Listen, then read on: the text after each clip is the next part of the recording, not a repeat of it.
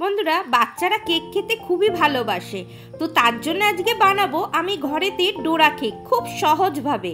তো দেখো, আমি এখানটা নিয়েছি প্যানকেক মিক্স, এইটা দিয়ে আজকের আমি ডোরা কেক বানাবো। তো চলো আমি কিভাবে বানাচ্ছি তোমরা দেখতে থাকো। একটা মিক্সিং বোল নিয়েছি, তারপরে এই কেকের পাউডারটা ঢেলে দিলাম। আমি 2 প্যাকেট দিয়ে করব, তোমরা চাইলে 1 প্যাকেট দিয়েও করতে পারো, আরও বেশিও করতে পারো। তারপরে এর মধ্যে দিয়ে দেবো 1 চামচ চিনি। চিনিটা এই কারণে দিলাম, এই পাউডারটার মধ্যে চিনির পরিমাণটা একটু কম থাকে, তার জন্যই একটু চিনি দিলাম। এবারে দেখো, আমি এখানটা লিকুইড দুধ নিয়েছি, আগে থাকতে জাল দিয়ে রেখেছিলাম। সেই দুধটা দিয়ে একটা পাতলা করে ব্যাটার তৈরি করে নেবো। তো অল্প অল্প করে দুধ দিচ্ছি, একেবারে বেশি করে দেবো না। তো এইরকম দিয়ে ঘনত্বটা এইরকমই রাখবো কেকের ব্যাটারটা দেখো আমি ভালো করে ফাটিয়ে নিয়েছি। আর এখানটা অল্প পরিমাণে দুধ রয়ে গেছে, সবটা আমার লাগেনি। তো এখানটা কিন্তু কেকের ব্যাটারটা একদম রেডি হয়ে গেছে। আর এখানটা দেখো আমি 5টা চকলেট নিয়েছি ডোরা কেকটা বানানোর জন্য। তারপরে গ্যাস জ্বালিয়ে এখানে ননস্টিকের তাওয়া বসিয়ে দিয়েছি। তাওয়াটা গরম হতে হালকা একটু তেল ব্রাশ করে দিই। তারপরে একটা টিস্যু নিয়ে তেলটাকে হালকা করে একটু মুছে নিলাম। আর একটা ছোট মেজারিং কাপ মেপে আমি কেকের ব্যাটারটা দিয়ে দিলাম। আর এই মেজারিং কাপ মেপে করলে সবকটা একই সাইজের হবে, গোল গোল হবে।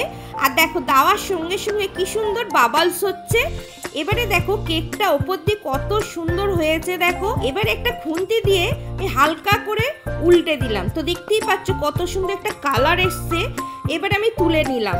তো একইভাবে আমি ফের তেল একটু ব্রাশ করে নেবো তাওয়ার মধ্যে দিয়ে, আবার একটু টিস্যু দিয়ে মুছে নেবো, দিয়ে একইভাবে আবার মেজারিং কাপ মেপে দিচ্ছি ওর মধ্যে এই কেকের ব্যাটারটা। তো একইভাবে আমি এই ডোরা কেকগুলোকে এইভাবে বানিয়ে নেবো। তোমরা দেখতেই পাচ্ছ কেকগুলো কত সুন্দর হচ্ছে ডোরা কেকগুলো। এটাকে উল্টে দিলাম, দিয়ে এবারে দেখো আমার এখানটা দেখো সবকটা ডোরা কেক আমার হয়ে গেছে। আর এখানটা কিন্তু 2 প্যাকেটে আমার 6টা হয়েছে। আমি বড় বড় সাইজের করেছি, তোমরা চাইলে কিন্তু ছোট ছোটও করতে পারো। তারপরে দেখো চকলেটটা এই বাটির মধ্যে নিয়ে গরম জলের মধ্যে বাটিটা বসিয়ে চকলেটটাকে এইরকমভাবে গালিয়ে নিয়েছি। তারপরে দেখো একটা পাত্র নিয়েছি, তারপরে একটা ডোরা কেক নিয়ে নিলাম। এবারে এই গালিয়ে রাখা চকলেট লাগিয়ে দেবো ডোরা কেকের মধ্যে।